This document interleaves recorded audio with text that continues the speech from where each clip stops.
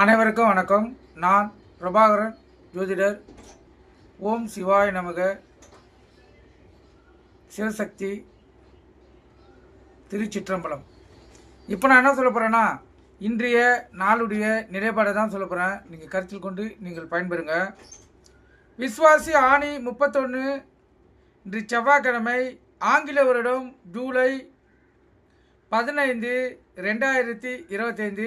இன்று மேல் நோக்கினால் நட்சத்திரம் இன்று காலை 7:17 வரை சதயம், பின்பு புரட்டாதி. திதி இன்று அதிகாலை 12:30 வரை சதுர்த்தி, இரவு 10:47 வரை பஞ்சமி, பின்பு சஷ்டி. யோகம் இன்று முழுவதும் மரண யோகம். சந்திராச நட்சத்திரம் மகம். ராசி பார்த்திங்கன்னா சிம்மம். சந்திராசனை பொறுத்த மட்டும் ராசியை 50% பாதிக்கும், லக்கணத்தை 90% பாதிக்கும். அதனால் இந்த சிம்ம ராசி சிம்ம லக்கணக்காரர்கள் நின்று மிகவும் கவனமாக இருக்கணும். வண்டி வாகனம் செல்லக்குள்ள மிகவும் கவனமாக செல்லணும். போக்குவரத்து விதிமுறைகளை கடைபிடித்து செல்லணும். எக்காரத்தை கொண்டும் வண்டியை இயக்கி கொண்டு மொபைல் ஃபோனில் பேசக்கூடாது. வண்டி எடுக்கக்குள்ள அனைத்தும் சரியாக தான் பார்க்கணும்.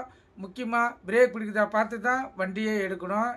ஏன்னா சந்திராசனம் கண்டிப்பாக அது வேலையை செய்யும். அதே போல் தொலைதூர பயணம் செல்கிறவங்க, தொலைதூர அலுவலகத்தில் செல்கிறவங்க வீட்டிலேருந்து கிளம்புக்குள்ள அனைத்து உடம்புகளையும் எடுத்துக்கினா பார்த்துட்டு தான் கிளம்பணும். ஏன்னா சந்திராசனம் தடுகளை ஏற்படுத்தி திருப்பி உங்களை வீட்டுக்கு வர வச்சிரும்.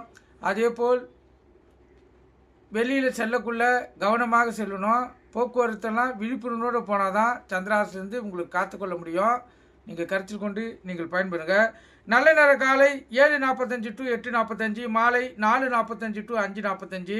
கௌரி நல்ல நேரம் காலை 10:45 to 11:45, மாலை 7:30 to 8:30. இந்த கௌரி நல்ல நேரத்தில் புதுமண தம்பதிகளுக்கு சாந்தி முகூர்த்தம் அமைச்சா சிறப்பு. குழந்தை பாக்கி இல்லாதவங்க பயன்படுத்தினா சிறப்பு. எந்த ஒரு நல்ல காரியத்தையும் இந்த கௌரி நல்ல நேரத்தில் பயன்படுத்தலாம், மிகவும் சிறப்பான பலனை தரும். ராவு காலம் மாலை 3 to 4:30, யமகண்டம் காலை 9 to 10:30, குளிகை மதியம் 12 to 1:30, சூலம் வடக்கு. குளிகைன்னா மாந்தி, மாந்தினா குளிகை. இந்த காலகட்டத்தில் எந்த நல்ல காரியமும் கெட்ட காரியமும் செய்யக்கூடாது, கருத்தில் கொள்ளுங்கள். சூலம் வடக்கு. கோயிலுக்கு சென்றால் வடக்கு சைடு பார்த்து தான் கற்பூரம் ஏற்றணும், விளக்கு ஏற்றணும். அப்போ தான் உங்களுடைய கோரிக்கைகள் நிறைவேற்றப்படும். கோயிலுக்கு சென்றீங்கன்னா முதல்ல கொடிமரத்தை வணங்கிட்டு தான் செல்லணும். அதுவும் கொடிமரம் வணங்குற இடத்துல எந்த கிரகம், அதாவது எந்த சிலையும், கோயில் சாமி சிலை எதுவும் இருக்கக்கூடாது. அப்போ தான்